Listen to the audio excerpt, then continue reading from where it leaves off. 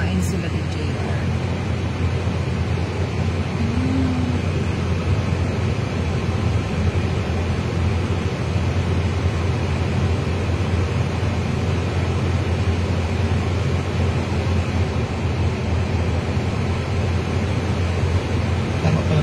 Pwede mo na to, ha?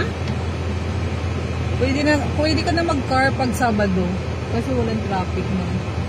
Pag weekends, pag weekdays kasi sobrang traffic. Sa trabaho? Oo. Pagpasok ka ng trabaho, magsasakyan ka na lang. Mga siguro Sabado. Sabado kasi wala na masyadong pumapasok.